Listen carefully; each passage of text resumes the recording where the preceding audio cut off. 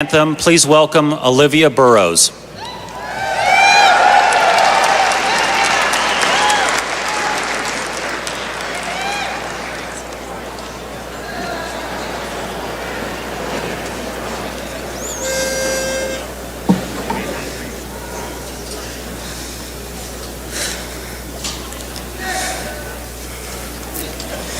Oh, say, can you see by the dawn's early light what so proudly we hailed at the twilight's last gleaming, whose broad stripes and bright stars through the perilous fight o'er the ramparts we watched were so gallantly streaming, and the rockets declared, the bombs bursting in air gave proof through the night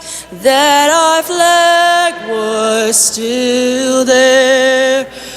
Oh, say does that star-spangled banner yet wave over the land of the free and the home of the brave?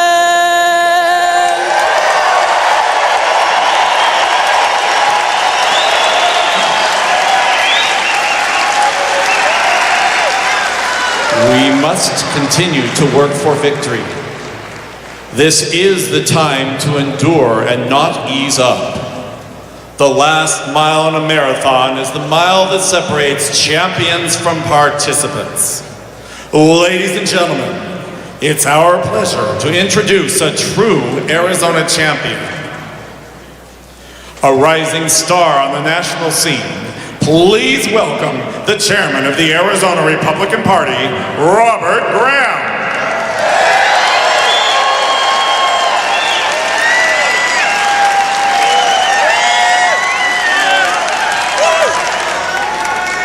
Hey, good to see everybody. Hey, who's going to be the next president of the United States? Wait a minute, who's going to be the president?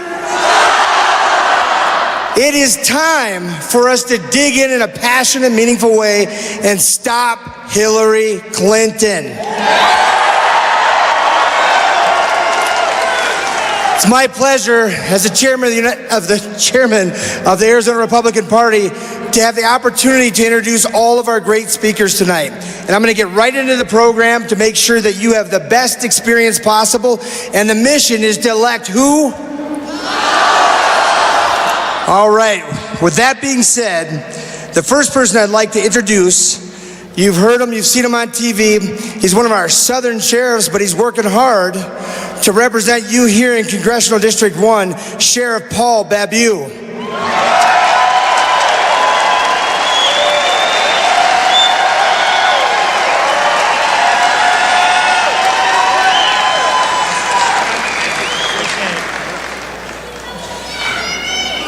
Who here in Arizona supports our law enforcement officers? Absolutely, that's great for us to hear. We need that support. And quite frankly, we're not hearing that support from the President, Obama, from Hillary Clinton. We're not hearing it from Eric Holder and the Al Sharptons of our country, who would rather portray our heroes, our good men and women in law enforcement, as we see everything through a racial lens. And it couldn't be any further from the truth. With this false narrative of hands up, don't shoot, the men and women who risk their safety, their lives each and every day deserve and need our support. Absolutely. And there's a reason why the 14,000 police officers, deputies, Border Patrol agents right here in the state of Arizona proudly support and endorse Donald Trump as our next president. Absolutely. You know, as a sheriff of Pinell County, our deputies, working with other law enforcement, have led the fight against the Mexican cartels, namely the Sinaloa cartel. You may know we had the largest drug busts in the history of our state, $3 billion. And one day we arrested 76 members of the cartel, and they were carrying 108 weapons, not just handguns, scoped rifles, AK-47s, and 2 of them we traced back to Fast and Furious. Surprise. In the last 2 years, we've arrested 21 cartel scouts. These are the lookouts for the cartels bringing their drugs into Arizona. And it's not just marijuana, it's methamphetamine, it's cocaine, it's heroin. There's been tens of thousands of illegal immigrants just in the Tucson sector that come in each and every year. And guess what? In law enforcement, we call that a clue. This border is not more secure than ever, folks. Right? This is wide open.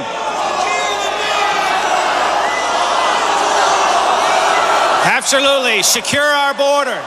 Secure our border. Build the wall. There you go.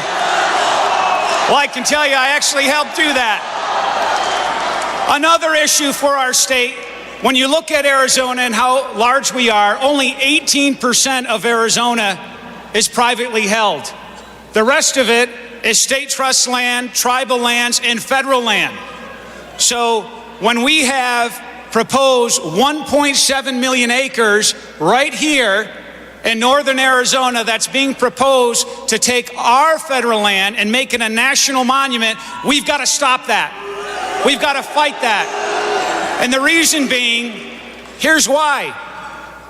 We love our parks. We love our national monuments. Arizona has more than any other state in the country. But when you make this land, this huge swath of land, a national monument, no longer can our cattlemen have their cattle grazing on this land. It kills cattle jobs. No longer can we mine, which is the backbone of Arizona's economy. It kills mining jobs. And it kills lumber jobs. Folks, we need to be on the side of Donald Trump and on the sides of workers of Arizona instead of Hillary Clinton saying she's going to close coal mines and put coal miners out of work. And you know why that's important? All of us pay for electricity, right? We have 4 coal-fired generating stations in the state of Arizona, and we use this coal to generate electricity. Without it, our electric bills are going to go up 30, could be 50% at a time we can least afford it. 95 million Americans are out of work. Hillary Clinton wants to kill coal jobs and put coal miners out of work. All 4 of these coal-fired generating stations are in this congressional district that I'm running in, and I've got a message. If I'm the congressman, I will support Donald Trump, and I will fight for these coal jobs and fight for coal as an energy source in our state. Absolutely. There's clear differences in all of these races. The Democrat that I'm running against used to be a Republican right here in Yavapai County, and he was fired by you as the voters because he voted for 64% tax increases under Napolitano. This is a wrong direction. And when you have that kind of debt, and you're going to hear from our beloved Governor Jan Brewer, who helped restore our economy in this state. We don't need more tax and spend liberals in Washington who think that by spending more money, that's going to grow our economy. It's just the opposite. We need people that stand up for our Second Amendment freedoms. I will. Like Donald Trump, I've been endorsed by the NRA, and I stood up face to face with President Obama and told him that his executive orders are unlawful.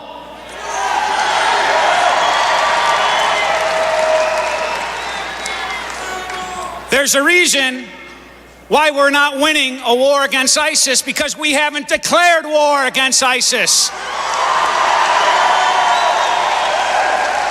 I served our nation 20 years in the Army, from a private to a major. I served a tour in Iraq, and there's a reason why we're fighting ISIS.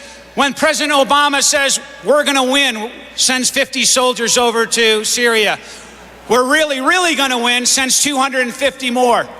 Folks, we either fight them there or we fight them here. And as a lawman, as a citizen of this country, we must defeat ISIS where they are, not here in our country.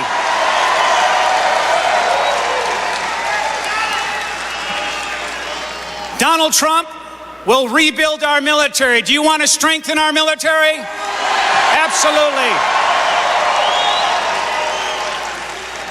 I can tell you, my opponent says he's going to vote for Nancy Pelosi and he supports Hillary Clinton. I support Paul Ryan and Donald Trump.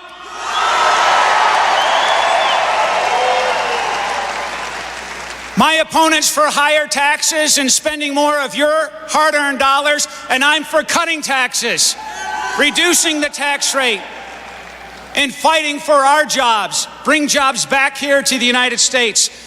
One last thing I want to say, these past 8 years, I don't feel safer. The threats to the United States are far worse. Our military is weakened. Our army is smaller than it was pre-World War II. We need to rebuild our army, rebuild our military. We need to defeat ISIS. Our national debt is now $20 trillion. It's doubled in the last 8 years. So if you want something different, as I do, send people to Washington. I've pledged I will support Donald Trump's agenda to make America great again.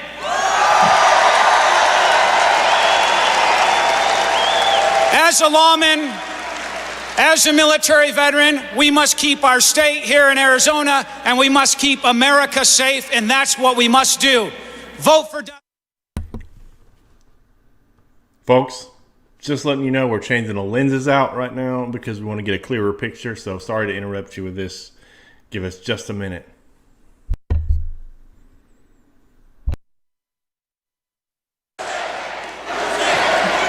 Let's hear it once again for all of our law enforcement in the building. Let's remind the Democrats and the progressive left that law and order goes equally with the United States of America. With all that being said, I want to introduce you to another special speaker, one that we all know very well, and I think she likes to have breakfast with scorpions, or scorpions for breakfast. The next person is Governor Jan Brewer. Please welcome her on the stage.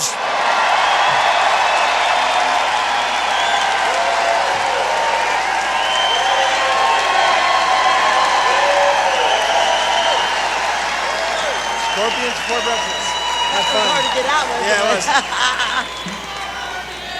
I love you too. I gotta get this down here. We got all these tall people out here speaking to you. Wow, thank you so much, and good afternoon, everyone. Wow, you guys are a terrific crowd. We appreciate so much for you all being here this afternoon and to support Donald Trump, who's going to make America great again.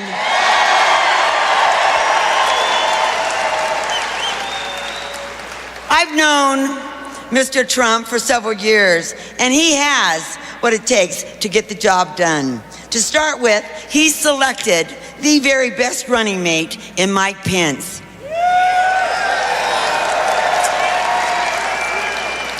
During my tenure as governor, I worked alongside Mike as Indiana's governor, and he's done such a marvelous job there. Lessons, by the way, that Washington, D.C. could really learn from. For example, he cut taxes, he created 150,000 jobs, and he lowered unemployment from 8.4% down to 5%. Listen up, Washington. With his record of cutting taxes and creating jobs, I know we will all be proud of Governor Pence tonight when we watch the Vice President debate.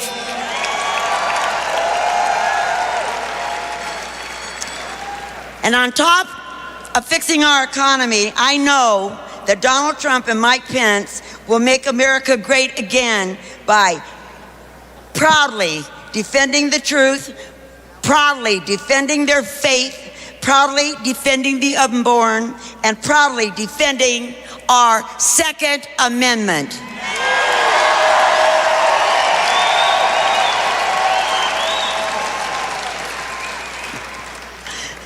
Do you know what I like most about Donald Trump? He's a truth teller, just like me. He's a truth teller. He calls them like he sees them. For example, he's not afraid to call a Christmas tree, well, a Christmas tree.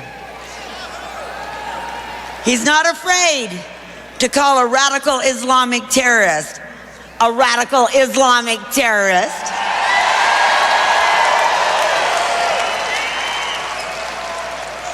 And he's not afraid to salute our flag, wear a flag pin, recite the Pledge of Allegiance to the flag, and recognize that we are indeed one nation under God.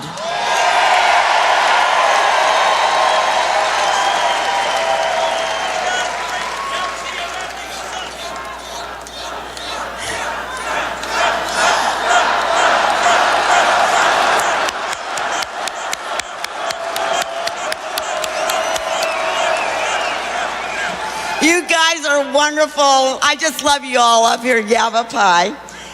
Now, on a little different note, Hillary Clinton, that's another story.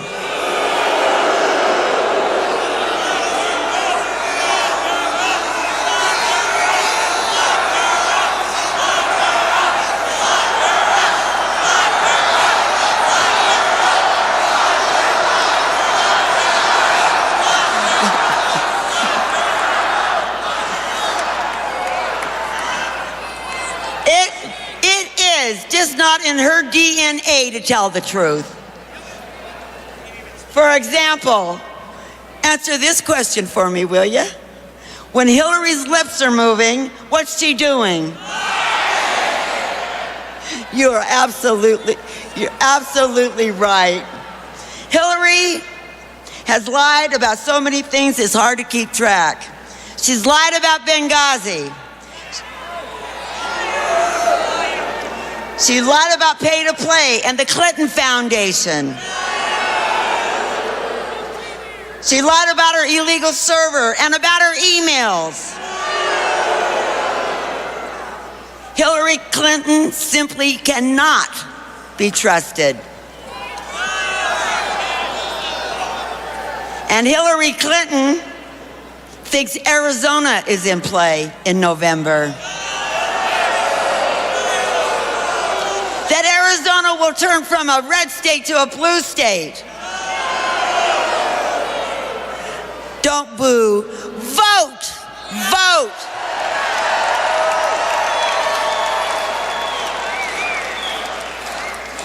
For the sake of our country and for the sake of the world, we just can't let it happen. Trust me, the Clinton campaign will stop at nothing to see Bill and Hillary back in the White House. Hillary has even pulled out the woman card to try to give votes. Well, let me tell you, I've run several elections in my career and in my life, and I have won each and every one of them. And I never asked anyone to vote for me because I was a woman. I always wanted people to vote for me.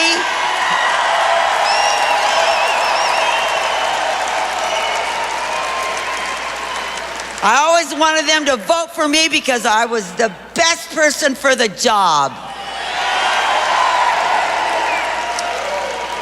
And Donald Trump is the right person for the job.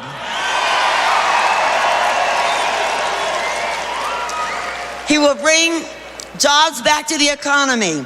he will fight radical Islamic terrorism. And most importantly, he will secure our border and build the wall.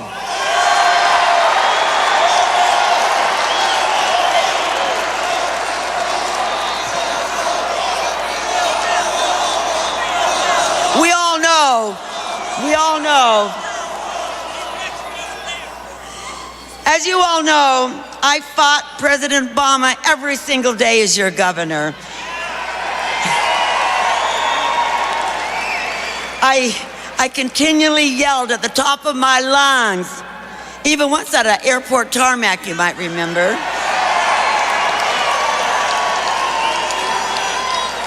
Mr. President, do your job, secure our border.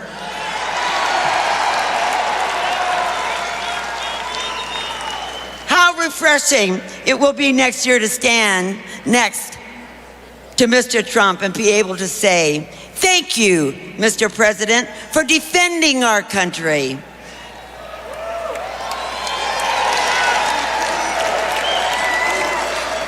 Thank you, Mr. President, for standing with our law enforcement officers and all our first responders.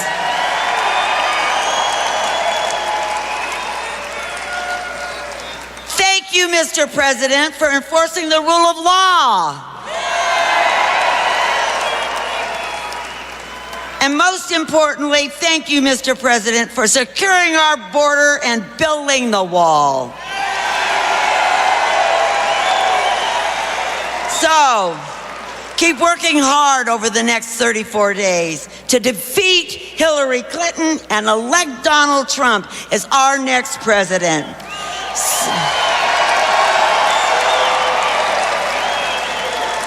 So together, all of us can make America great again. Thank you all. Thank you. Thank you. Thank you.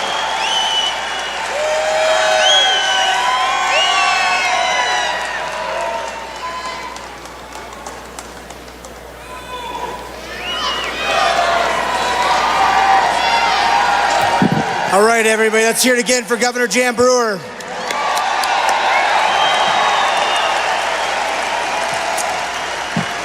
Okay, one of the things we love about Donald Trump is how tough he is, right? So we've got a guy, he's one of our own, and he's considered the toughest sheriff in the United States and the world, Sheriff Joe Arpaio.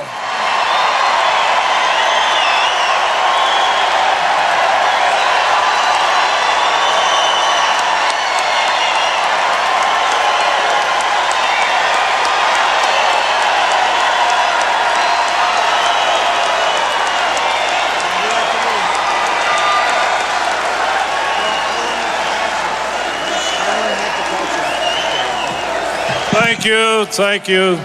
Always have trouble walking this universe walk here. So, thank you.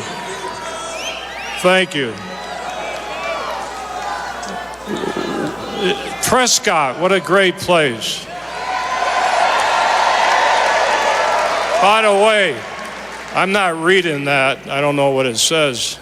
No teleprompters. All right, I got to get a few things off my chest, if you don't mind. So,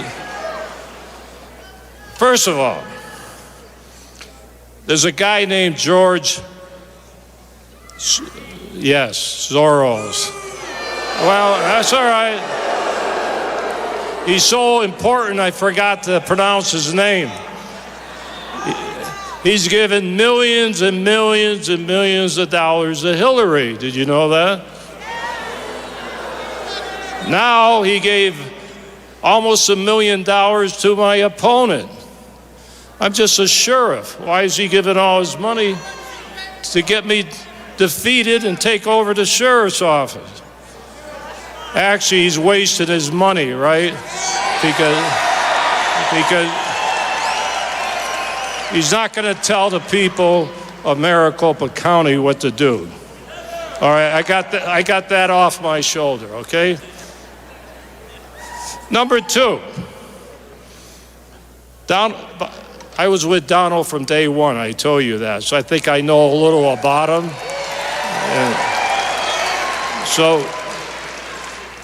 Phoenix is a great city, but I became very, not angry, I never get angry, but the city of Phoenix made a big deal because Donald was shaking hands with some Phoenix cops. And he put that on his campaign. He shakes hands with every cop. I'm with him. I know what he does. So why is the city of Phoenix telling him to take down his commercial because there's a few dedicated Phoenix cops shaking hands with him? What's wrong with that? He does it with everybody.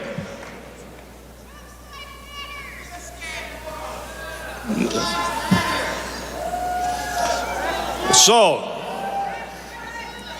I'm going to get a little personal again. And I've talked to my wife about it.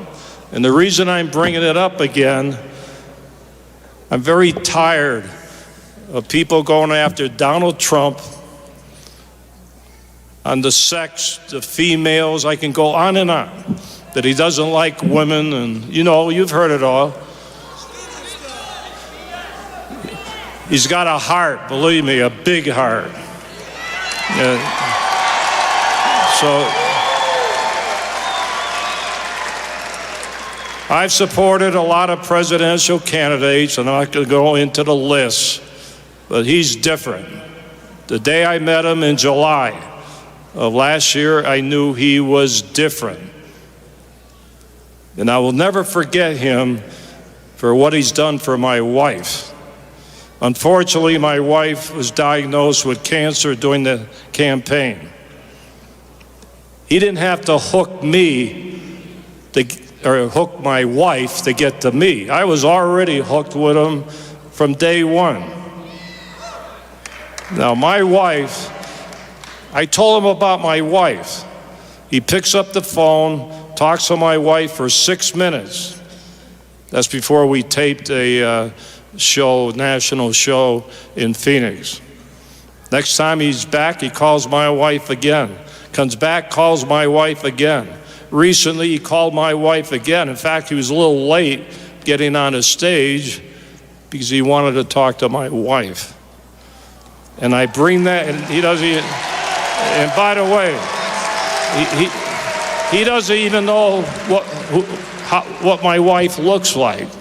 Never met her personally. So one day, I hope that will happen. So I bring that out because of all this garbage about Miss Universe. And every time he says something in a rally, I've been to many of his rallies, a rally is there to rally. You're supposed to get you guys, excited.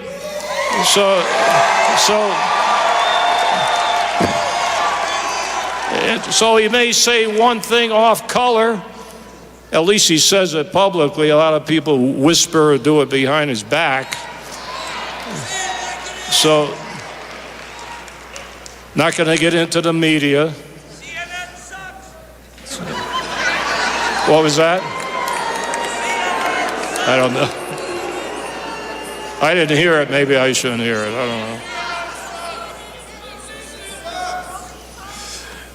He loves cops, loves our military, loves our veterans, which is special for me because I'm all of that. So let's work hard for him to get him elected. Let's carry Arizona. So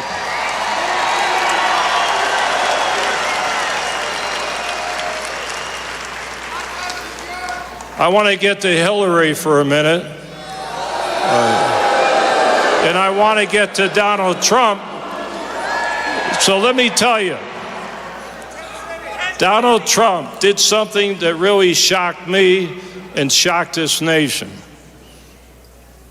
I know Mexico City. I was the regional director there for the drug enforcement. I'm not going to get into all my Mexico politics, but here's Donald Trump that went to Mexico and met the president. Think of that. Now, I'm shocked because I thought they hated him more than me. So I've been trying to meet the president of Mexico for 2 years. They still won't let me in there, but that's okay. Isn't that great? He went behind closed doors. And he met the president, and he probably made a deal. Think of that. That's how you do it in Mexico. You make deals. A little whiskey, and you make a deal. Where's Hillary? She wait a minute. She didn't go this time. She never went there before. Maybe 5 times she went to Mexico, including Obama, when that's the most important country for drug traffic and illegal immigration, and the Secretary of State is the most important government official for foreign affairs other than Obama. And where were they? They still haven't gone there. Now, Donald Trump, right from the beginning, he talked about illegal immigration and the wall. Everybody else didn't want to whisper that. He made all the candidates talk about illegal immigration. If it wasn't for him, we wouldn't be talking about it now. But now he talks about putting up the wall. The wall is great. It's great also to keep the drug traffic out of our country. That's what it is. And let me tell you, he brought that up. He brought the drug traffic up. I don't see anybody even today talking about the drug traffic from Mexico. So he's been ahead of the game. Then the terrorism, he brought that up. So does he have a psychic ball, or is he just smart and uses common sense? That's what it is. And we need a guy in the White House that has some common sense and some guts.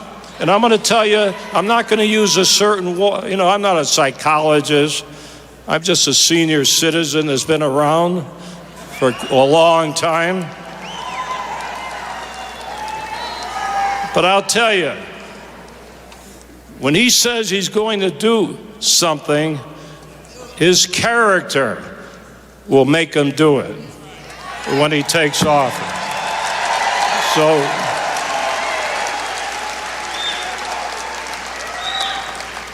So I'm asking everybody in this room, in the state of Arizona, in Maricopa County, across our great nation, when you go to vote for Donald Trump.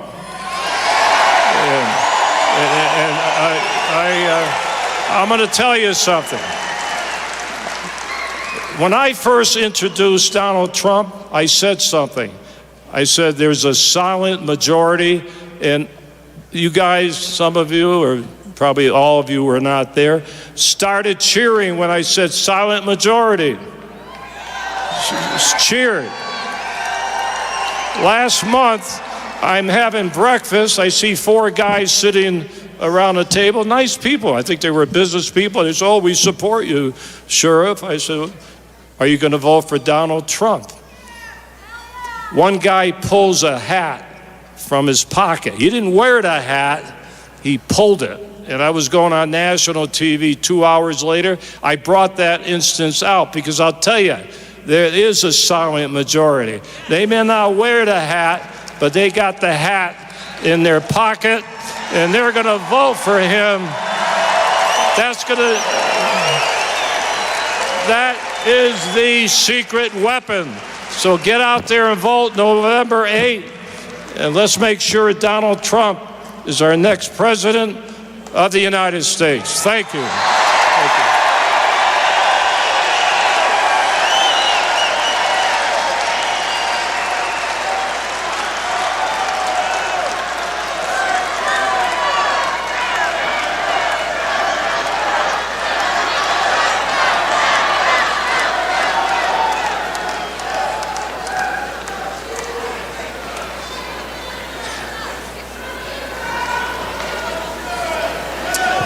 One more time for Sheriff Joe Arpaio.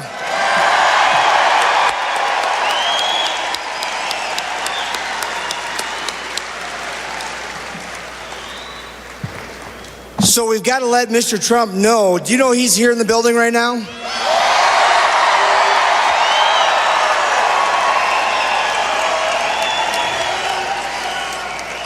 He is so fired up. The guy has more energy and more emotion and more passion to make America great again than I've ever seen since he started his campaign here in Arizona, if you remember, down in Maricopa County. That being said, who do we want as the President of the United States?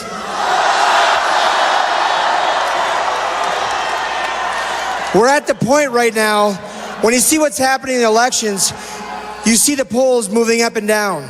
One of the things that I've told the media repeatedly is he's a non-traditional, disruptive candidate.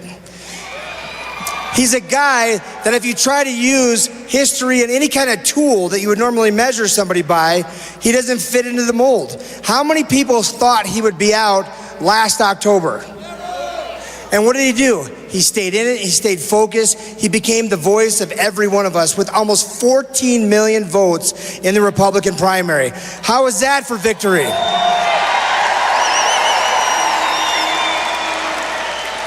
So people have to start to realize that Donald Trump is no accident. He is somebody that stood up. He says, I want to make America great again, but he says, I want to make America safe again. He says he wants to make America prosperous again. He wants to bring back jobs to our country. What a concept. In contrast, you have a Republican nominee for president, Donald J. Trump, who has actually had vision. He's taken risk. He's been creative. He's done what an entrepreneur does, and he's built jobs. He's built thousands of jobs. He's had an impact on the quality of life on thousands and thousands of thousands of not just Americans, but people abroad, because his country has gone his company's gone global. When you think of somebody like that, what that is telling you, and what it should tell all Americans, is that this man has experience putting people to work again.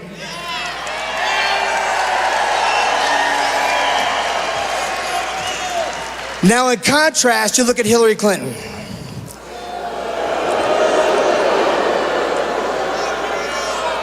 You saw her financial report, right? $276 million.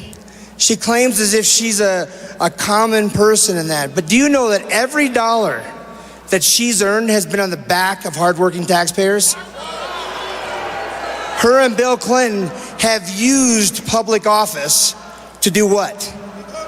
To become rich, to become powerful, to have influence around the world, and to do so much damage on what we care about as our liberty and our freedom. Do you think she loves America? Does she care for our law enforcement? Is she interested in the prosperity and freedom of all Americans? We have to unify in a way that is real, it's passionate, it's emotional, and we have to drive to have the best outcome. When you think about this election, you heard Governor Brewer come up and say that the pundits and all of the media are saying that this state is in play.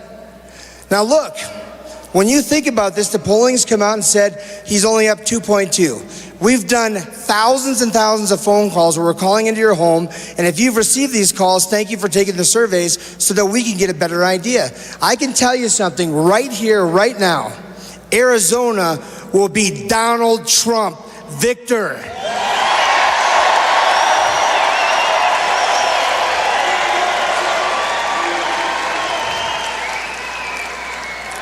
So I want to do one thing while we're talking about this. Everybody that has a cell phone, pick it up, hold it up. Okay, now we're going to show the Donald Trump campaign and America how engaged you are. So what I need you to do, if you want to be informed of what's happening in the campaigns, you want to have inside perspective, if you want to be able to volunteer quickly and be able to rapidly respond when we need you, then you need to text Trump to 88022. I'm going to say it 3 times for you. Text Trump to 88022. Do it right now. Hold those phone ups, do it now. Make some noise if you're doing it right now. You need to be informed, but you also need to be engaged. When we talk about engagement, it's about doing the work necessary to win elections. It's one thing to come to a rally, to show emotion and energy and support our candidates. It's when you leave here where elections are won. Think about the doors knocked, the calls that are made. And I'm going to actually give you an idea of the Arizona Republican Party as a result of the work of all the countless volunteers that we have here and statewide are doing remarkable things.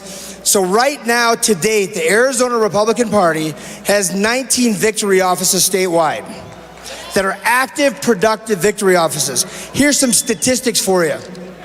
So in the last handful of weeks, we've made 858,000 phone calls.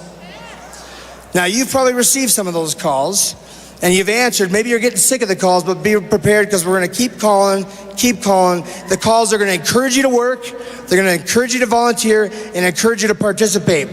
Doors knocked so far, and it just got cool enough to where we get our volunteers out. 125,778,000 doors have been knocked on in this state. That's when volunteers are knocking and they're delivering literature and Donald Trump's message to what? That's it. We anticipate that we'll be making close to 2.4 million phone calls. We'll have close to 3 million pieces of mail that'll go out, and that will hit hundreds of thousands of doors. We're trying to get as close to 800,000 doors. Why are we doing that? To make America great again, to engage people, to get them out to vote. When your neighbors see your yard signs, when they see you holding up your display and your support for Donald Trump, they feel more comfortable doing it. When you say this is so critically important, you hear about the Supreme Court, but how about the Supreme Court appointees? But what about the other 5,000 appointees that a president makes? Do you like the EPA? How about the IRS? How about the Department of Education? Think about where we are. How about the Department of Justice? Here they are using politics once again to try to stack the deck. The New York Times and other agencies in the supposedly nonpartisan, unbiased media has put their hands squarely on the scale, and they're doing everything they possibly can to tip this election in favor of Hillary Clinton. You cannot let that happen. We need to tell them who's going to be the president of the United States. Say it louder. Who's going to be the president of the United States? It is it. It's up to you. It's up to the people in this room to engage, to make it happen. Make America great again is the mission, and it's our purpose. Now, a couple dates and times that you need to be aware of, because this election is right on our heels. So we have 7 days and 10 hours until the early ballots drop in your mailbox. Okay? Thousands and thousands, hundreds of thousands of voters vote in the first 2 weeks of this election. So in 7 days, they have the opportunity to start voting. You have to be passionate. You have to engage. I always say to the media that Hillary Clinton, the ice queen, is going to melt in Arizona.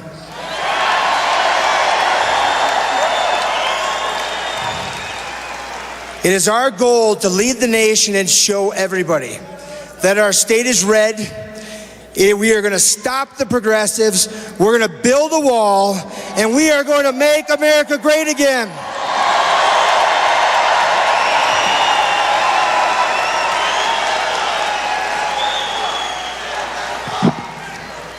All right. Now, I have the great opportunity to introduce you to somebody that you know well. And he's somebody that serves with a passion here. He serves with a passion back in New York. He is somebody that when I call him, I can call at 2 in the morning, 5 in the morning, 7 in the morning, he picks it up. He doesn't sleep anymore. And that's our treasurer, Jeff DeWitt. Jeff DeWitt is the COO of the Donald Trump campaign, and he is doing so much to assure not only the victory here in Arizona, but to make sure that we win nationwide. It's people like Jeff, and guess what? He's a volunteer like you. So it's about how committed you are in your space to make sure we have the best outcome. I want to introduce you to my friend, somebody that cares deeply about you, America, and this presidency. The next person I'd like to introduce you to is Jeff DeWitt.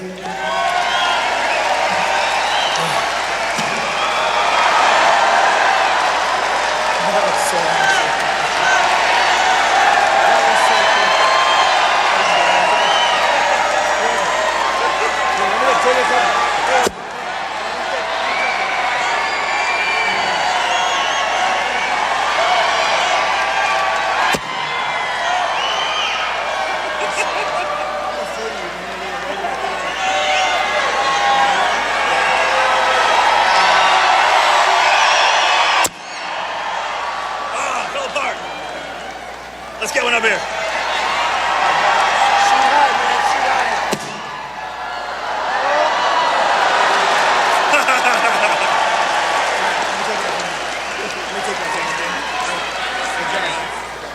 Here, throw a couple.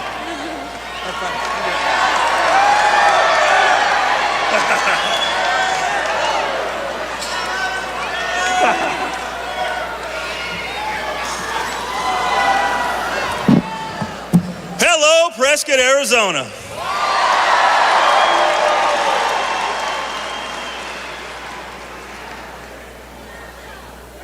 And to think they want to take our guns away. Not on our watch.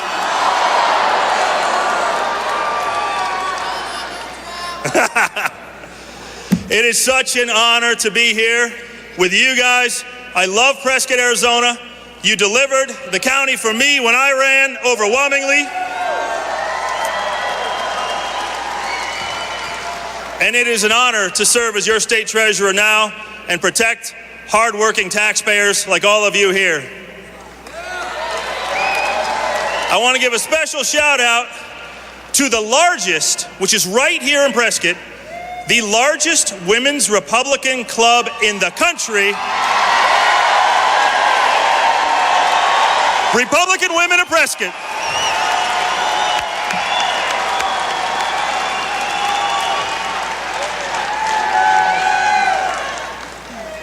And they are great. I brought my beautiful wife, Marina, up here. She's been with me the whole way. It's been an honor to serve as state treasurer, and it's again now a bigger honor to serve as chief operating officer and chief financial officer of the National Trump campaign. We are going to make America great again.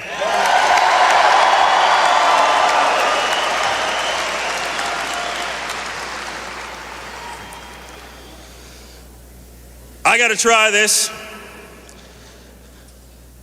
On the count of three, this place is rocking. Where else do you turn out a crowd like this? Seriously, this is the best. Deaf people sleep overnight. By the way, raise your hand. Who slept overnight? Right here? I heard about you. So I have here, we just started printing the Trump-Pence coins for the campaign. You're getting the first one. The beautiful Marina is going to bring it to you. He slept overnight, ladies and gentlemen, to be in the front.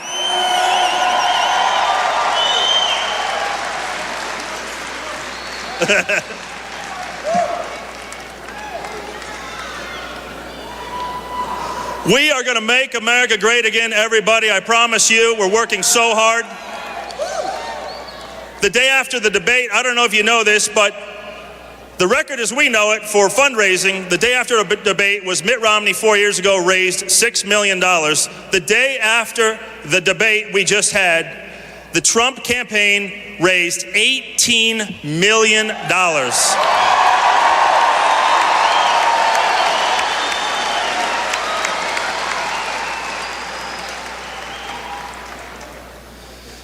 So let's rock this place. On the count of three, Say vote Trump. Ready? 1, 2, 3. Vote Trump. What are we going to do to protect our Second Amendment? Vote Trump. What are we going to do to make our neighborhoods safe again? Vote Trump. What are we going to do to make our military strong again? Vote Trump. What are we going to do to bring economic prosperity and jobs back to America? Vote Trump. And ladies and gentlemen, what are we going to do to make America great again? Vote Trump. And now, I get to introduce somebody really cool to you. Someone who served our country and has a Medal of Honor. Everybody please give it up. Medal of Honor winner Mike Thornton.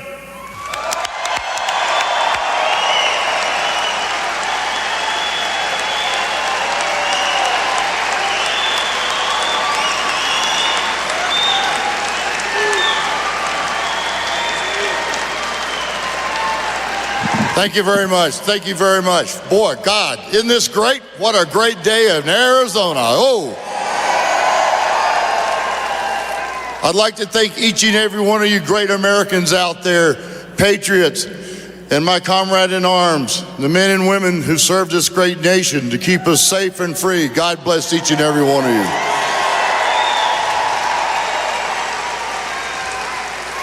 On behalf of the 21 Medal of Honor recipients and the over 200 general officers and admirals that support Donald Trump, because we want leadership again. We want somebody who's going to keep our country safe and free.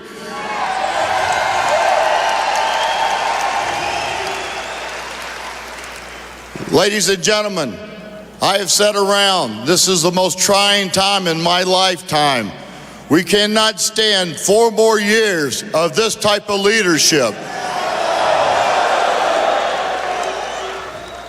America should not be bowing down to other countries. America should stand tall.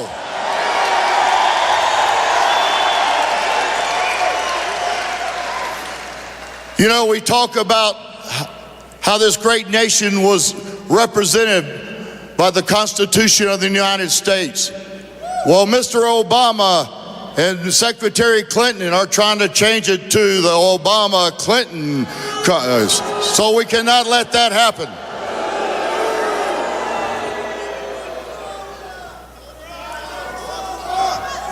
I'd like to ask you one question. How many jobs has Mrs. Clinton got started in this great nation of America?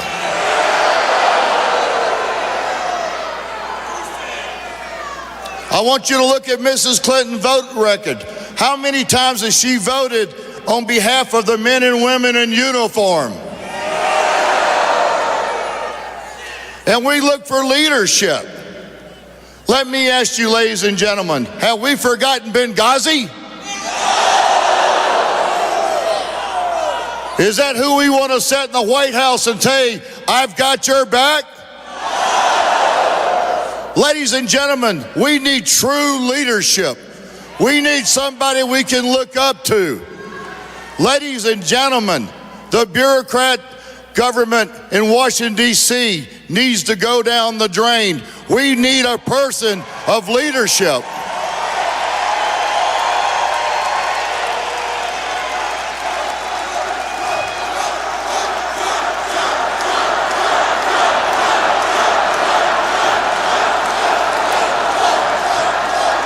So what I'd like to do right now, ladies and gentlemen, I have the great honor and the great privilege to introduce the next president of these United States, Donald Trump.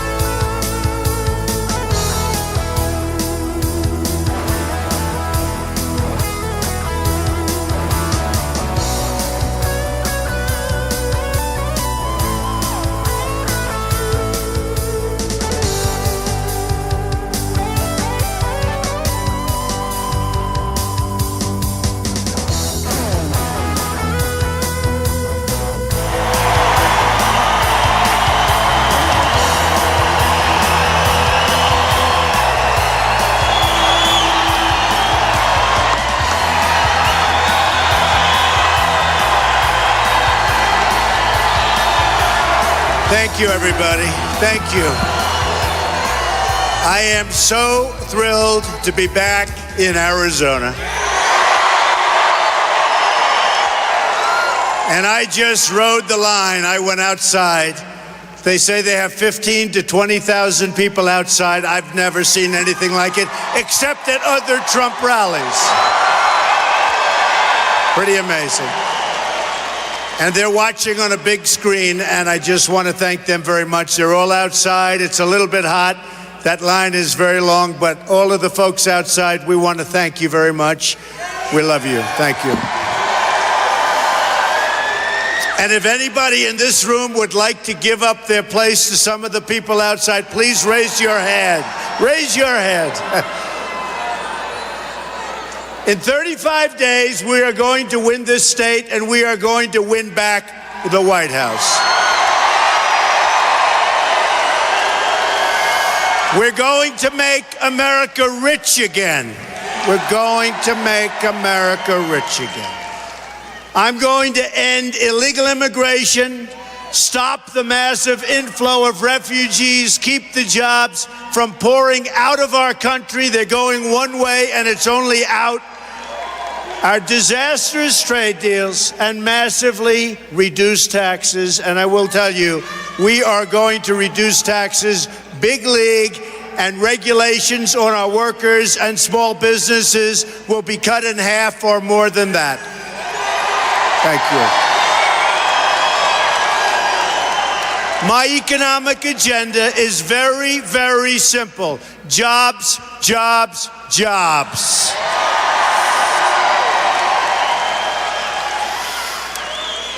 I want to send our best wishes to our great Governor Mike Pence as he prepares for his debate tonight. Great guy.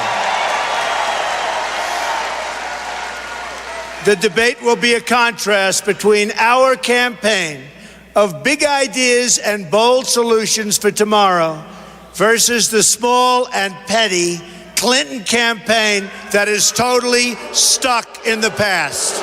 Totally stuck in the past. We are change. She is for 4 more years of Obama, and we can't take that. Clinton can't talk about real problems facing our country because she's the one who helped create all of those problems in the first place. They're not going to be able to do anything about it. To hide her corruption, she deleted 33,000 emails after getting a congressional subpoena. Wow, how she got away with that one.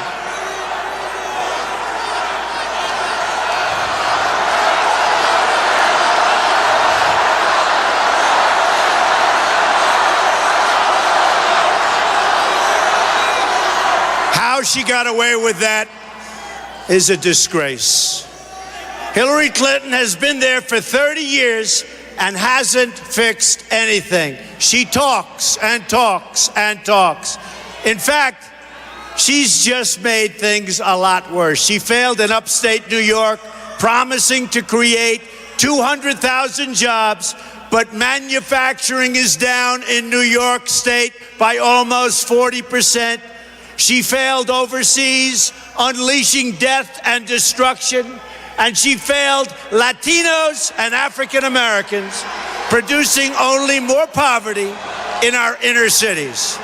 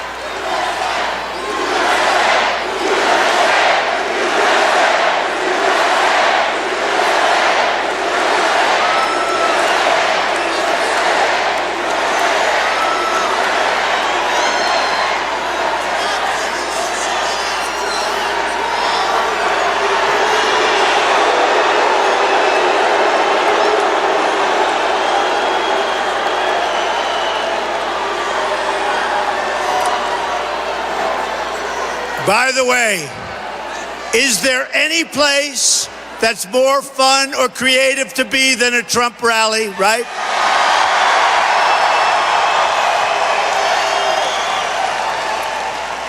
And there's no place safer, believe me, there's no place safer. So now, after years of failure, she complains about how I've used the tax laws of this country to my benefit. Then I ask a simple question. Why didn't she ever try to change those laws so I couldn't use them? You know why? She could have changed the laws when she was in the United States Senate, but she didn't. She named a few buildings, that's all she did. The reason that she did not do that is her donors and contributors have used those same tax laws as I did, the same way. I know all of their names, and I know who they are, but it's not up to me to make them public figures. But just check it out. Two public Hillary supporters who are known are George Soros, who declared losses of $1.5 billion. Soros declared 1.5 losses, $1.5 billion in just 6 months. And Warren Buffett declared $873 million. Ask them, did they write off those losses? Oh, I doubt it, right? Oh, I doubt it. And there are many, many more. Many, many more. We could go through a long list, but just take a look at her donors. I know how the tax code works better than anyone, and I'm going to fix it so it's fair and just and works for you. Works for you.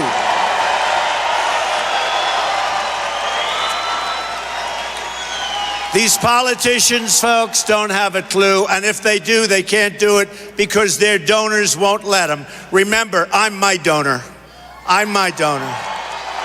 Well, Sharon, it's probably going to be a lot different than what we have created a movement like has never been seen in this country before, a movement that even our enemies back there, look at all that press, among the most dishonest people in the world. But even our enemies in the press say it's one of the great political phenomena of all time in the history of our country. But we have to get out and vote on November 8th, or frankly, this movement was just a waste of time, energy, and money. We have to get out and vote. And do your early ballots if you can. I've made my money as a very successful private business person following the laws of our country. Hillary Clinton made her money as a corrupt public official, violating the law and putting her government office up for sale.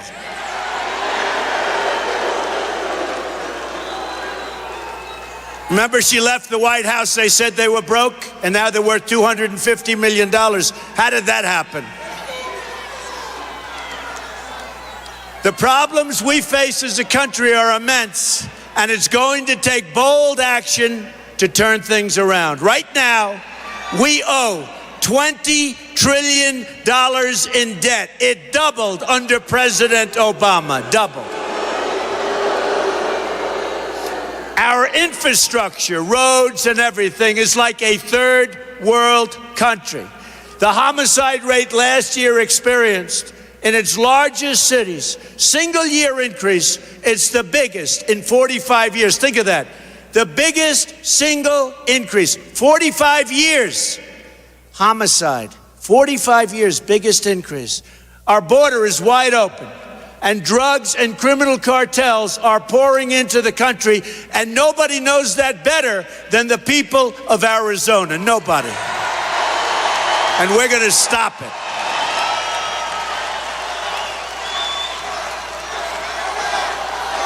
We're gonna stop it, fast.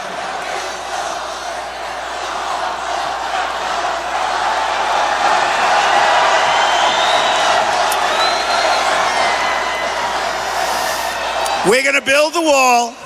Mexico's going to pay for the wall. We're going to stop the drugs from pouring into Arizona and every other state in our union.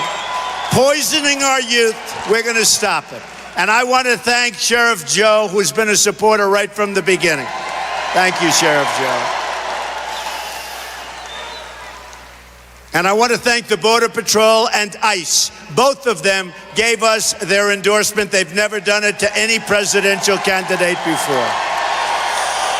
So Sheriff Joe, Border Patrol, 16,500 Border Patrol agents, and ICE, we want to thank you for your endorsement. Amazing. They've never given it before. Thank you. Thank you. Thousands of refugees are being admitted with no way to screen them, and they're instantly made eligible for welfare and free health care, even as our own veterans die waiting for medical care that they desperately need. Our annual trade deficit with the world is nearly $800 billion a year. Who the hell negotiates these deals? Oh, it's going to change. It's going to change. Think of it. Trade deficit, almost $800 billion a year. It's going to change so fast. Have you watched the stock market? Whenever I do well in the polls, other countries, their sort of stock goes down a little bit.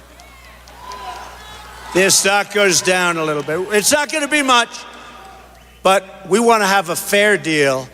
We don't want to lose $800 billion. For what? For what?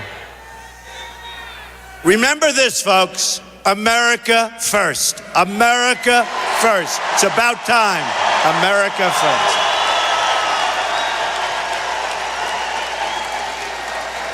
The federal budget is a complete and total disaster.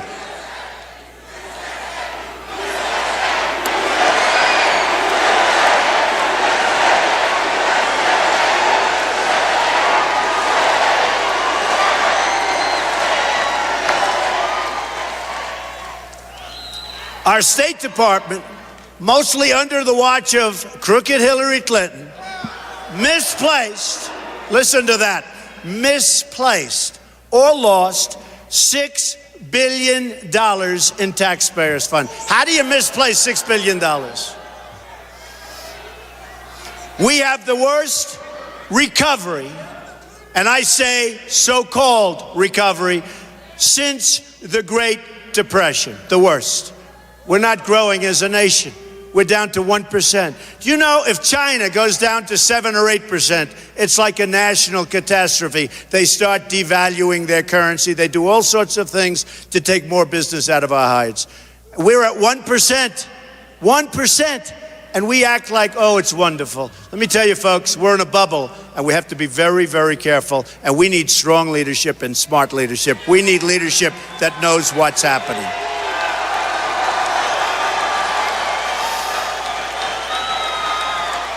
We're a nation divided with race riots in the street. You look at what's going on. Race riots in the street. Our college students graduate loaded with debt only to discover they can't find jobs, or certainly not the jobs they're trained for or the jobs they want. Overseas, our failed leaders have empowered Iran. Iran was nothing 3 years ago. And now they're telling us what to do. How do you figure that? They were nothing. And they are on their way very easily to nuclear weapons because of one of the dumbest deals in the history of our country. That deal with Iran is a disgrace. We've unleashed ISIS. That came out of the vacuum created by Barack Obama and Hillary Clinton, the way they got the troops out. We've turned Iraq, Libya, and Syria into total chaos. Our allies aren't paying their fair share for military protection. Foreign countries like Russia and China do not respect us. You saw it just today. Russia broke the deal on peace in Syria. Russia. No respect for this country. They have no respect for our leadership. They have no respect. Putin has no respect for Hillary Clinton and no respect for Obama. Russia broke the deal. And now they're shooting, they're bombing.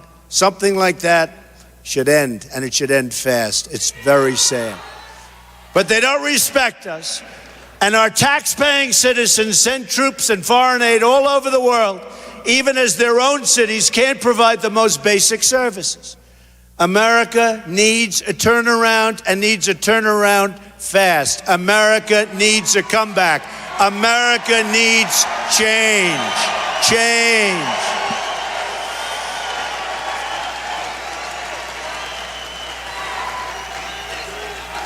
And that's why I'm running. That's why I'm running.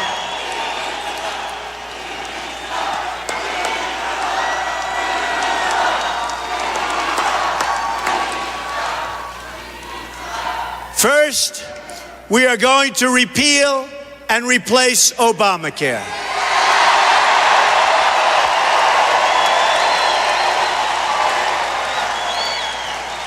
The architect of Obamacare, you remember this from 2 years ago? Jonathan Gruber admitted in front of a group of his so-called friends, unfortunately one of his friends wasn't so friendly, admitted that the whole sales pitch on Obamacare was a lie. He called it the stupidity of the American voter. Do you remember that? But the only stupidity was the stupidity of our leaders who passed this disaster into law over the objection of the American people. And it was all a big lie, because without the lies, it would have never passed. Even the Democrats would not have voted for it. President Obama said, if you like your doctor, you can keep your doctor. Remember? He promised his plan would reduce premiums by $2,500. Instead, they went up by over $5,000, and people can't afford it. Now, did you hear yesterday? Did you hear yesterday? Of all people, maybe he's not a very good surrogate. I don't think so. President Bill Clinton came out and told the truth about Obamacare. This was yesterday. He's absolutely trashed President Obama's signature legislation. Remember, Hillary Clinton called Obamacare one of the greatest accomplishments of President Obama, of the Democratic Party, and of our country. Give me a break. You see what's happening with your premiums? They're going through the roof. Some are up 60, 70, 80%. But Bill Clinton has a much different view. This was yesterday. Here is what Bill said. He just said it was a crazy system where people end up with premiums doubled and coverage cut in half. He's right. He said it's the craziest thing in the world. These are exact quotes, by the way. I'm not, these are exact. Bill Clinton said, quote, people out there are busting it, sometimes 60 hours a week, and wind up with their premiums doubled and their coverage cut in half. The people getting killed in this deal are the small business people and the individuals who make just a bit too much money and they need the subsidies. They have to get help. He said they're making just a bit too much. He's actually right? Clinton added that it doesn't make any sense and that the insurance model doesn't work. Now, I've been saying that for a long time. At least he's honest. He's very late. In the meantime, she wants to double down on Obamacare. I'll bet he went through hell last night. Can you imagine? Can you imagine? Can you imagine what he went through after making that statement? He went through hell. But honestly, there have been many nights when he's gone through hell with Hillary, in all fairness. Yeah.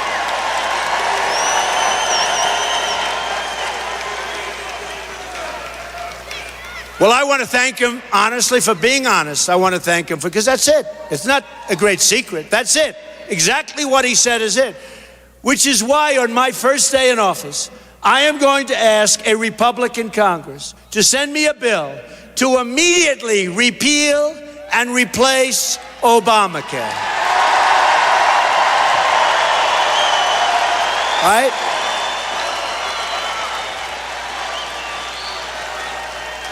This is essential for Arizona. Because of Obamacare, most of the state will only have one carrier next year, if you can believe that. They're all leaving. All the insurance companies are pulling out. And premiums are expected to go way above 50% next year. Good luck, folks. You better hope Trump wins, I'll tell you what. You better hope. You better hope. You better get out there and vote. 50%. And by the way, above 50%, and your deductible is so high, you'll never be able to use it, hopefully. Unless it's a really low, slow, violent death. Because otherwise, you'll never be able to use it. Your deductible is so high that you'll never be able. So you're paying far more, and you're getting nothing. You're never going to be able to use it. Deductible's too high. Early ballots are mailed out on October 12th in Arizona. And you need to mail them back as soon as you can.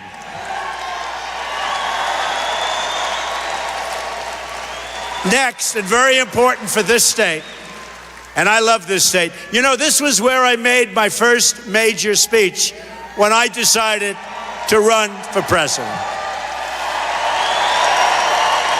And we had a massive crowd. And everybody was like surprised, except for the people that were in the room and me. But everybody was surprised. Remember that we had a crowd, I guess almost the size of this one. Because when we double up outside and triple up, nothing's the size of this one. But we had a massive crowd. And a lot of people, like real professionals, like Drudge, who's a great guy, and others, said, I think we just met your next president. They couldn't believe it. And we went around. We had 17 people running, and one by one, and now we're down to one person. One person. One person. And it's the difference between making America great again and having a failed nation, because she will create a failed nation. 4 more years of Obamacare. We cannot take it, and I think she'll be worse. I think she will actually be worse than President Obama, if that's possible. So next, we're going to unleash American energy. I just met with energy producers in Colorado. I was in Colorado for the last day and a half. By the way, the crowds were like this. The people here, the people there, the people in our country are amazing. They are great. They are great. Such incredible people. And these leaders in the energy field are pleading with the government to let them create jobs and wealth for the United States. But it's virtually impossible. As part of our plan to reach 4% growth, and I think we can do much better than that, and create at least 25 million new jobs, we are going to lift the restrictions on shale, oil, natural gas, clean coal, and all forms of job-producing American energy. Fixing our trade deals will be the foundation of our economic revival. Do you remember on June 16th of last year, I ran?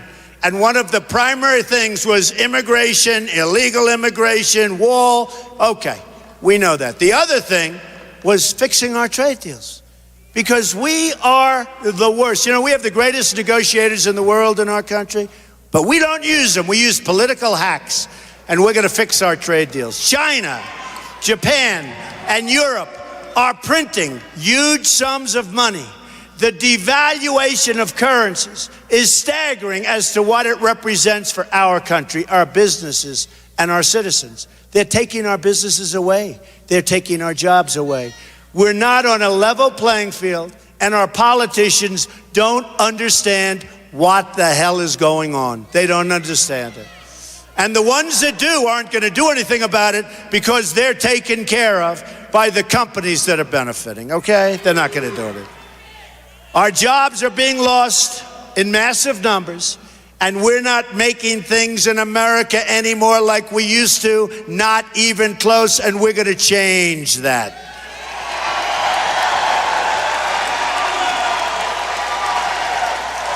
Too much is being made in other countries. When I'm president, we will start making things in America again.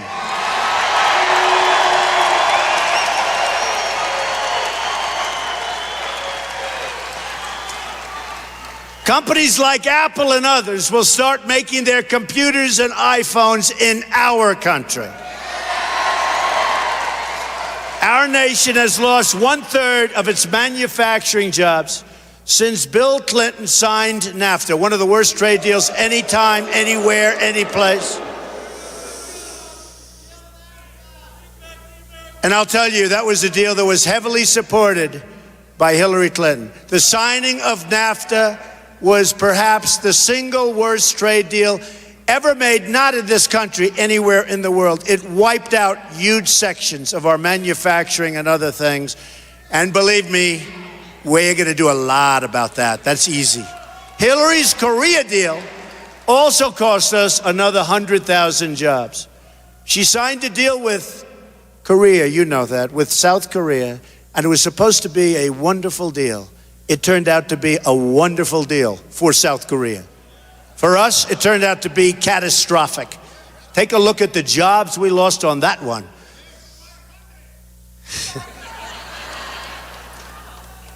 Since China entered the World Trade Organization under the Bill and Hillary back deal, 70,000 factories have shut down or left the United States. When I saw that, I said, wait a minute, that has to be a misprint. 70,000? That's the correct number. 70,000 factories shut down. That's 15 factories closing a day on average. She did a great job. And you know, Bill Clinton, people think nicely. We all think nicely. What he did, he made it very tough for the people that followed him. That I can tell you. Never in history has a country surrendered so much of its wealth and jobs to foreign countries. As the factories leave, our money leaves with them and our jobs dissipate. Stores close, schools suffer, the tax base erodes, wages fall, and the quality of life totally declines. We have people right now in this room who were making more money 18 years ago with one job, one good job that they loved. Their company left, their company fired them and left. Now they're working harder, they're older, right? They're older. They have 2 jobs and sometimes 3 jobs instead of 1. And you know what? They're making less money. And the only thing I can say is I'm also working harder, folks, believe me. Believe me. If you think this isn't work, this is work. But I see the end, I see the result, and the result is we are going to win on November 8th, and we're going to make America great again.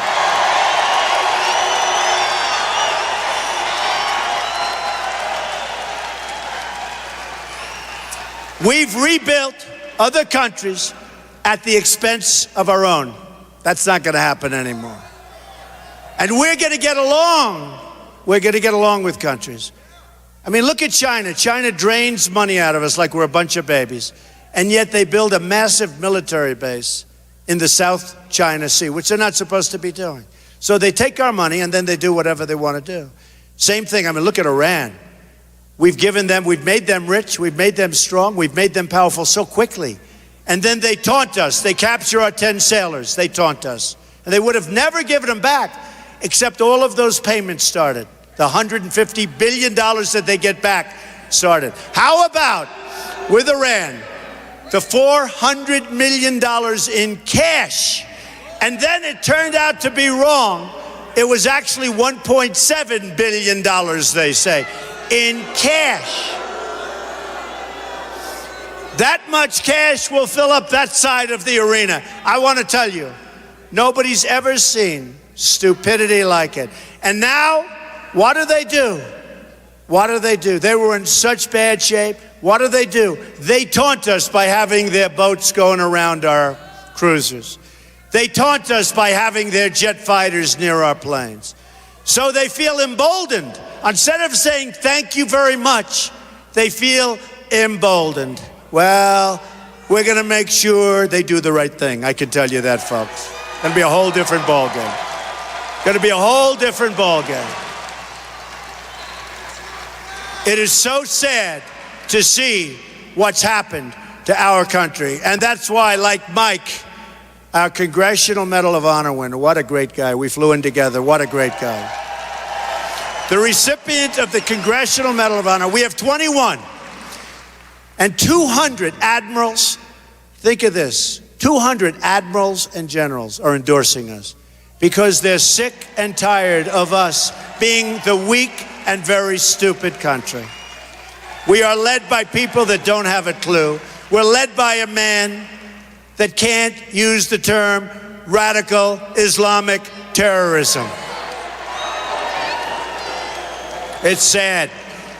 Companies like Carrier, General Electric, Motorola, Mattel, Fiat Chrysler, and so many others are moving their jobs to Mexico and other countries. And as you're standing here right now, many of these companies are negotiating to leave the United States. Not going to happen. And now Ford has announced 2 weeks ago that it's moving all of its small car transportation and production to Mexico. Think of it. That's on top of the massive $2 billion that they're all, and you saw 2 years ago. And I think that's why I'm going to win Ohio and Michigan, because 2 years ago,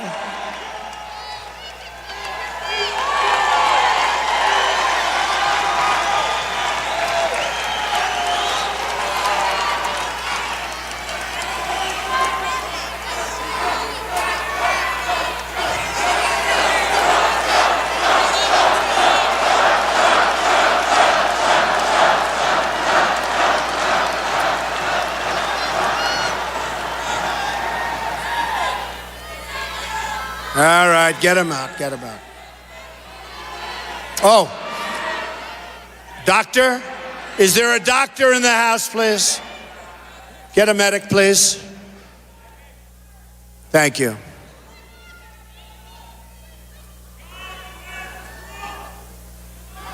A doctor, please. Thank you.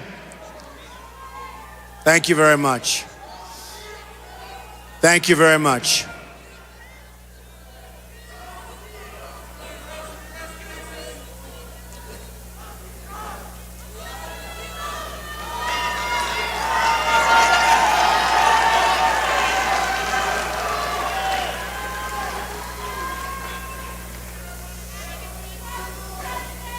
Is he okay? He looks like a tough guy to me. Okay, thank you. Thank you. Thank you very much. Good. Great guy. You know, some of these people have been waiting here 10 hours. So, and it's hot. The other day they said on television, Donald Trump was making a speech and it looked like he was sweating. It was 109 degrees in the room.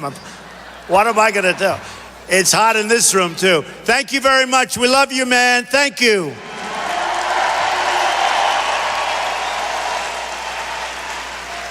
And that's why I think we're going to win the state of Michigan and Ohio, because I've been talking about the car business and the car production capacity moving to Mexico. I've been talking about it for 6 years, and you look at what's happening. Mexico is like the 8th wonder of the world in terms of the factories they're building. You know the story. I have a friend that builds plants, and he tells me what's going on in Mexico is unbelievable. I say, what about the United States? He goes, not so much. We're going to have that changed. We want Mexico to do great. I met with the president of Mexico, great guy. But we want Mexico to do great. But you know, it's got to be a two-way highway, doesn't it? It has to be a two-way highway. So we're going to bring back our car production. We're going to win Michigan. We're going to win Ohio. We're way up in Ohio, by the way. And we're way up in Arizona, from what I hear.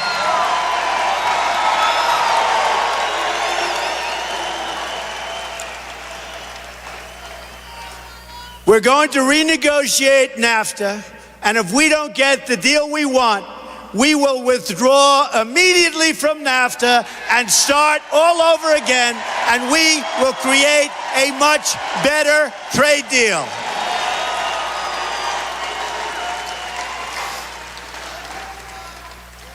You know, NAFTA's under a different tax system.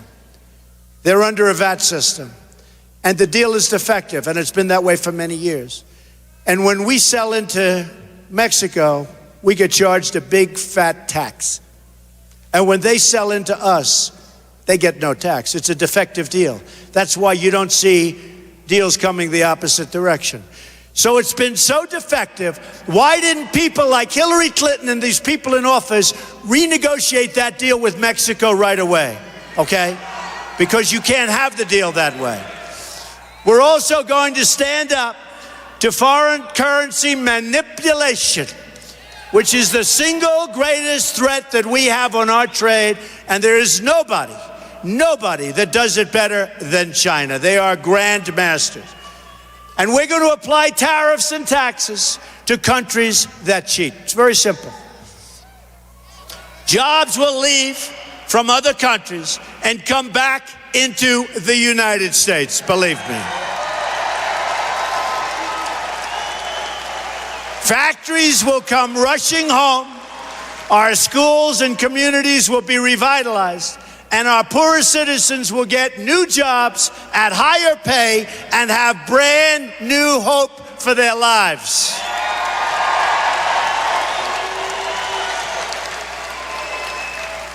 And I want to thank, she's here someplace, Governor Jan. Where's Jan? Where the hell is? Thank you, Governor. Thank you. Boy, that's a good group with Sheriff Joe, and that's a good, and Jeff and everybody, thank you, and Joe, thank you. She's been such a great supporter right from the beginning, and I want to thank her, really, thank you. But to be a rich nation, we must also be a secure nation. Security begins at the border, right, Joe?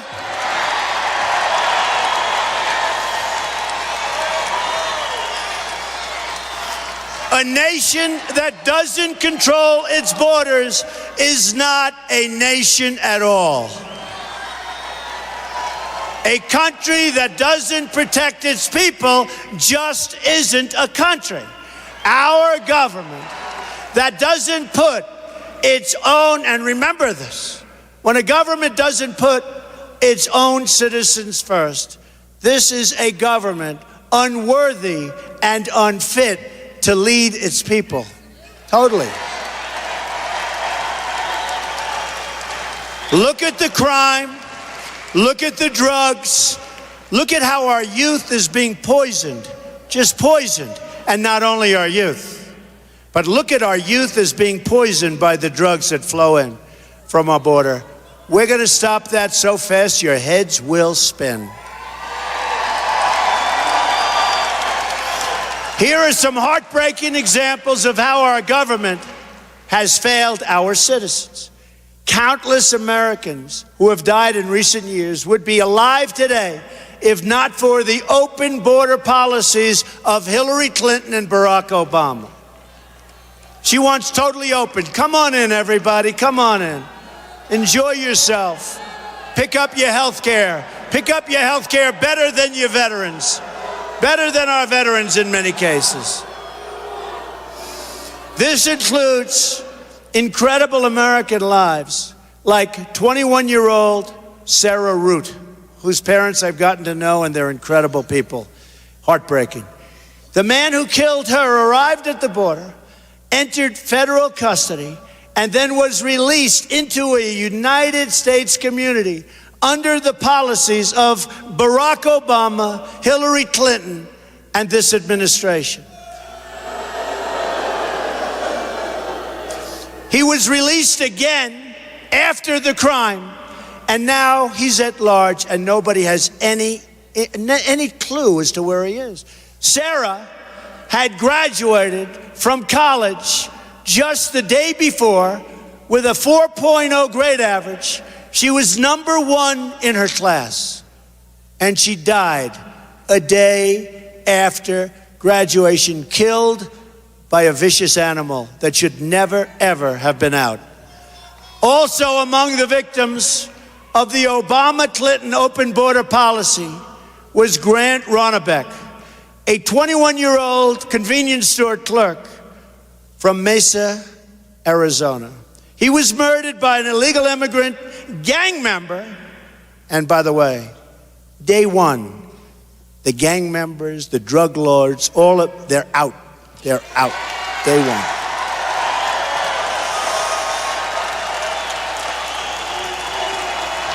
They're going back to the country that they came from, which Hillary Clinton refused to do. She refused to pressure those countries to take these bad ones back. Because when we brought them back, they'd say, we don't want them, we don't want killers, we don't want them. She refused to take them, she refused to press, and so we take them back, okay? Those countries will take these people back so fast, you will not even believe it, okay? But he was killed by an illegal immigrant gang member previously convicted of burglary and other things, who also had been released from federal custody. Another victim is Kate Steinle, gunned down in a sanctuary city, San Francisco, by an illegal immigrant deported 5 previous times. Sanctuary cities will be defunded quickly.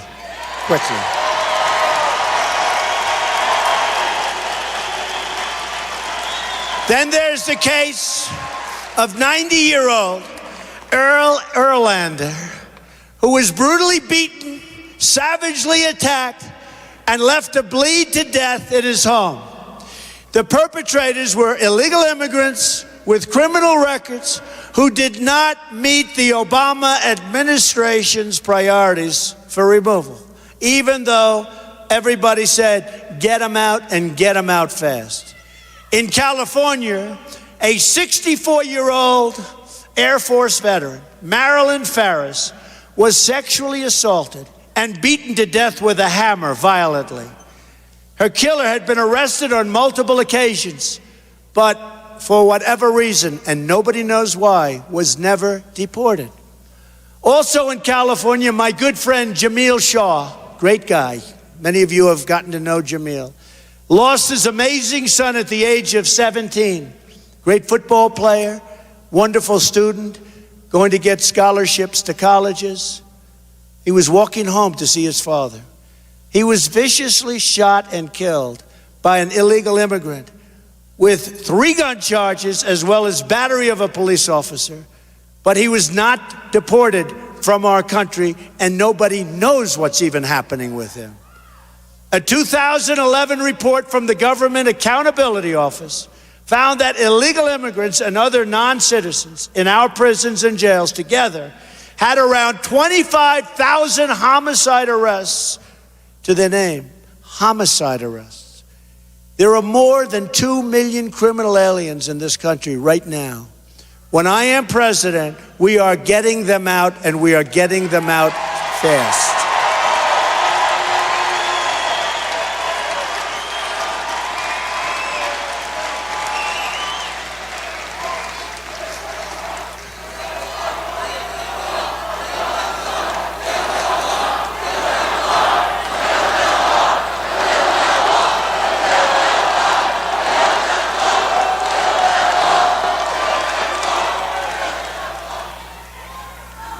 We are going to build the wall. Believe me. Believe me. Okay, are you ready? Who's going to pay for the wall? Who? They are. They don't know it yet, but they are. And you have to understand, they're great people. The Mexican people are incredible people. Their leaders are much smarter than our leaders. And between the border and trade, tremendous advantage is taken of the United States. Tremendous. Joe knows that. Everybody knows that. And we don't do anything about it. We don't, because we're led by people that don't know. Honestly, they're incompetent. They don't know what they're doing. Now, we have a massive trade deficit with Mexico.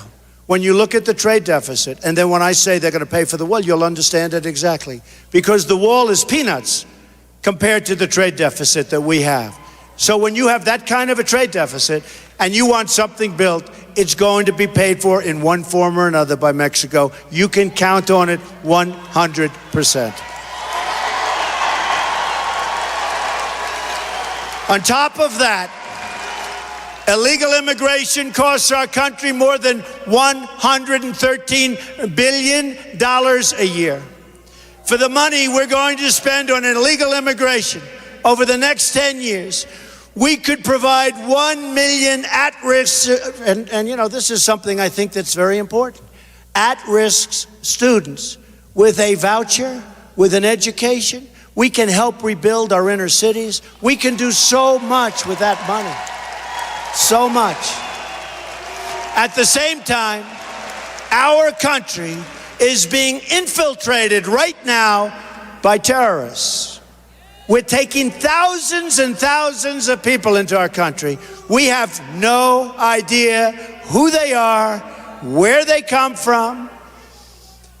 Just yesterday, an immigrant from Bangladesh was charged in another plot having to do with ISIS.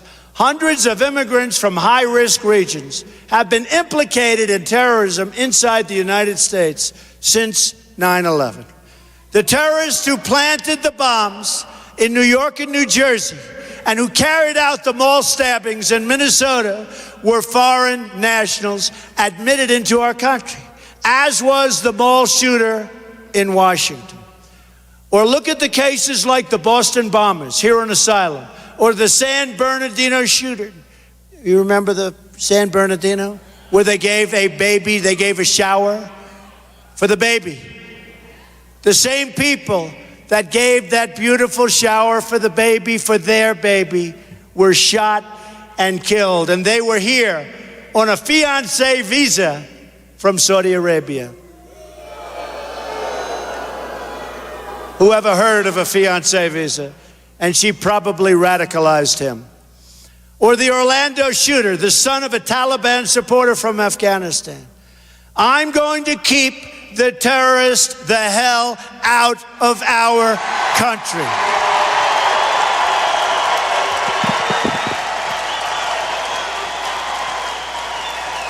Hillary Clinton wants a 550% increase in Syrian refugees.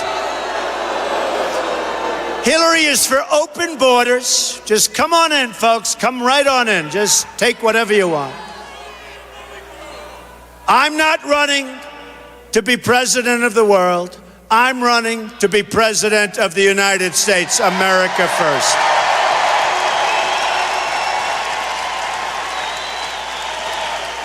For the first time in American history, thank you.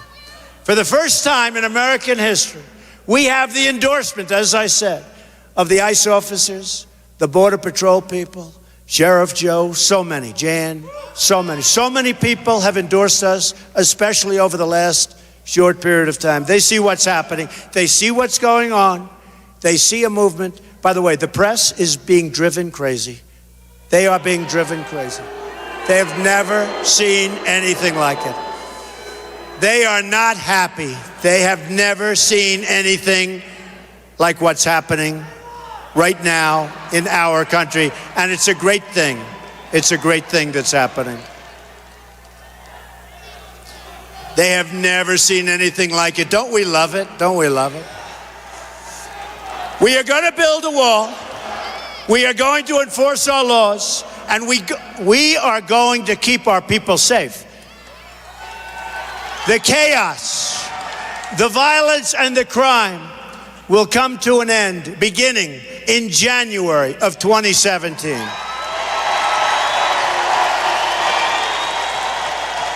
We are going to end the government corruption. Hillary Clinton put her emails on an illegal server, open to foreign hacking. Then she bleached and destroyed 33,000 emails after the subpoena. She lied to Congress under oath, and her staffers took the Fifth Amendment and got immunity deals. It's worse than Watergate. It's worse than Watergate. The investigation of Hillary Clinton was rigged. It's a sham. And it's one of the saddest things that I've ever seen take place in our country. And now she's running for president of the United States.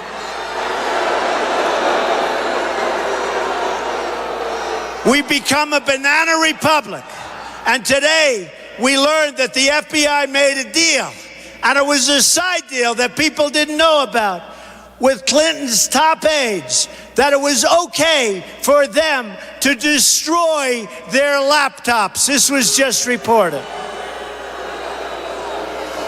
Hillary Clinton is the ringleader of a criminal enterprise that has corrupted our government at the highest levels, and the American people have one chance to stop what's going on. Send your ballots in now and get out and vote on November 8th.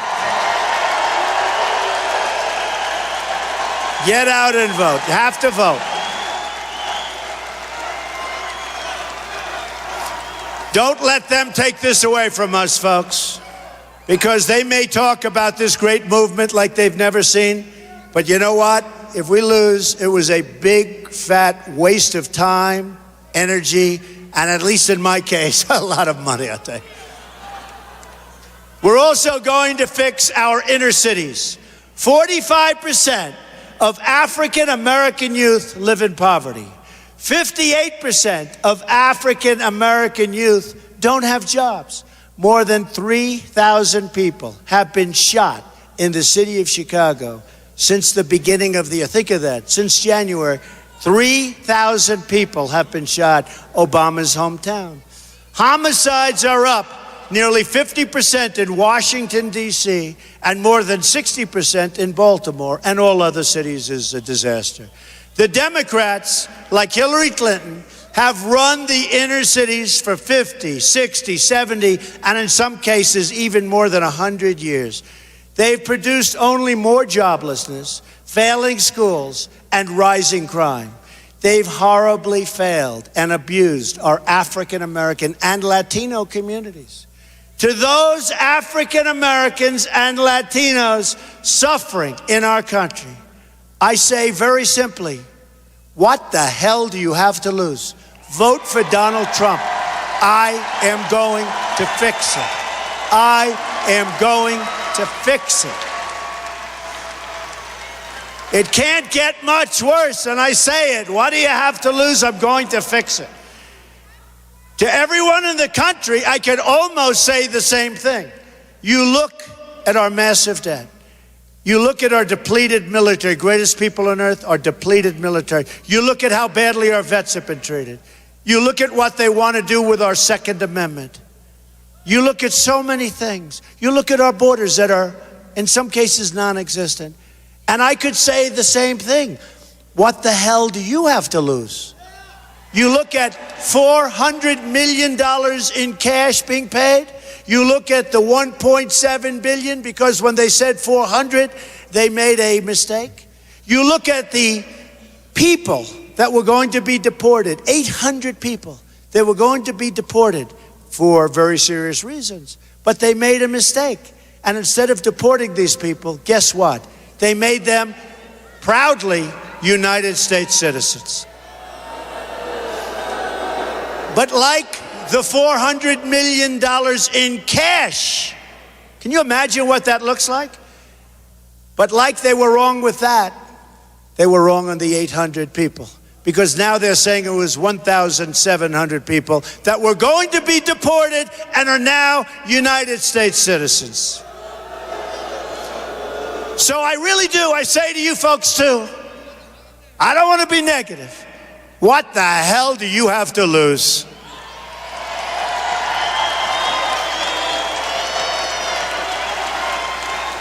We will have safe communities for everyone. School choice for your children. We're going to, by the way, end Common Core and bring education local.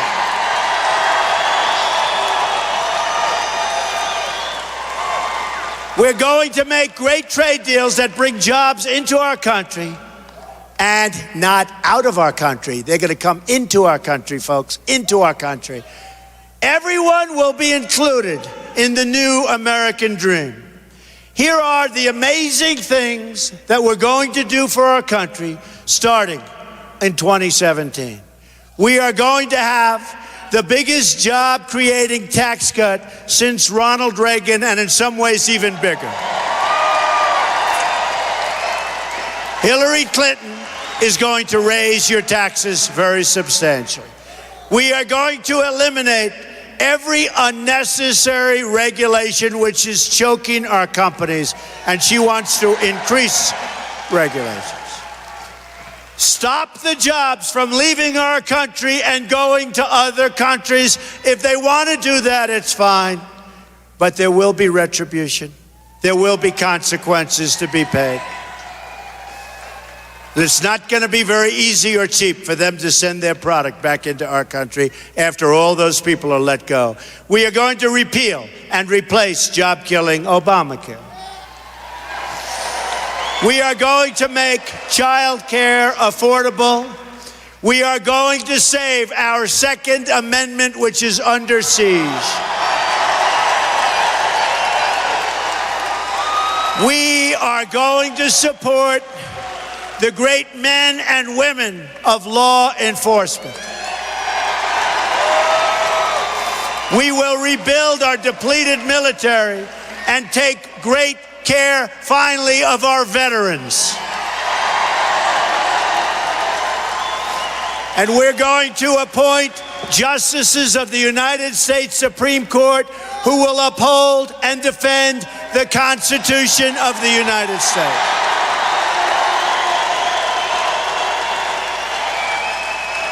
We are going to rebuild America. We are going to revitalize America. We are going to unite America. Imagine what our country could accomplish if we started working together as one people under one God, saluting one American flag.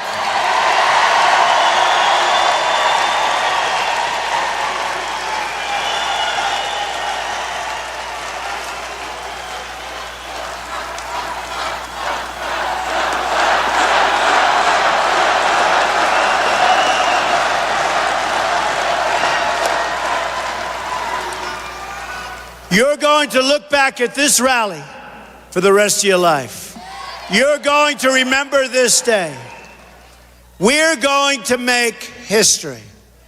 This is a movement like nobody has ever seen before.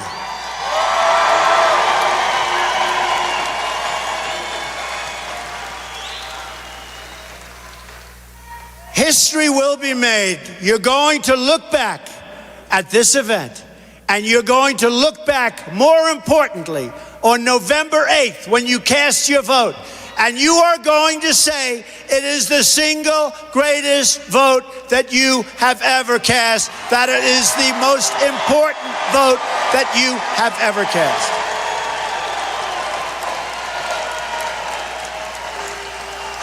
You are going to be proud of your country again. And you're going to be proud, hopefully, of your president again.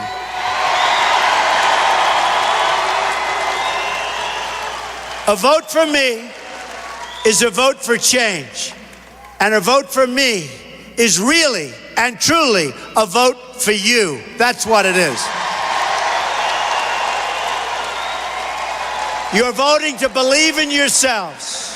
A vote for common sense government, solutions to problems. That's what we need. It's a vote for jobs. It's a vote for a government of, by, and for the people. All together, we are going to make America wealthy again. We are going to make America strong again. We are going to make America safe again. And we are going to make America great again. We love you, November 8th. God bless you. God bless you. Thank you, everybody.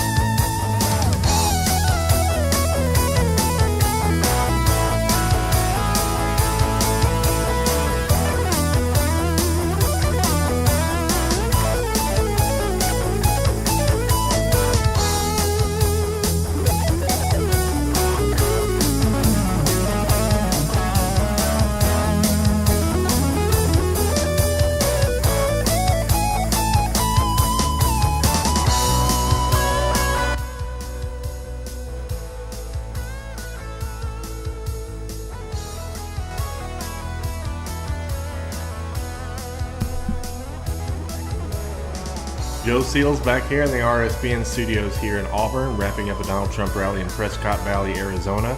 Thank you everybody for tuning in. I want to remind everybody you can watch the vice presidential debate tonight on RSBN. It will not be a feed that we are hosting, but we're using a feed that is available to the media, and you can watch it amongst friends at our website, rsbn.tv. The people there will treat you right, and you will be you'll feel right at home there at our website. So head on over to rsbn.tv, and we have up already for you the show page for tonight, so you can watch it with all of us. We appreciate everybody tuning in and donating to us, because without you, all this would not be possible. Brad, our cameraman, is doing a good job. Probably panned a little too much tonight. We'll try to work on that and get the consistency level where it should be. But all in all, he's doing very good, and I appreciate his help. We also will be tomorrow live in Henderson, Nevada, just outside of Las Vegas, for another Trump rally. And then we won't be but we'll cover the rally in Reno tomorrow evening. Then Donald Trump will spend a couple days working on debate prep with Nigel Farage, and before heading back to the debate. And so we have a big week next week planned. You won't believe. Well, you won't. Well, this is going to be huge next week. We have a lot of things coming up that I can't really talk about right now, but there's going to be lots of Trump events, and all of our guys, we got 3 guys that will be traveling the country, and we'll be able to show you everything live with our cameras, showing you the crowds, documenting the movement, which is why we're there. So rsbn.tv/donate. We really appreciate everybody. Thank you so much for all the support. I'm going to sign off now. Don't forget, also, I forgot, the Wayne Dupree show will be our vice presidential debate pregame show will begin at 7 o'clock Central Time, 8 o'clock Eastern Time tonight. Wayne and crew will break down the upcoming debate tonight. You can call in the show, talk to Wayne, and then immediately following the debate, we'll have a post-game show. So you don't want to miss that. You can see everything on our website or on our YouTube channel. Thanks, guys. Have a good day.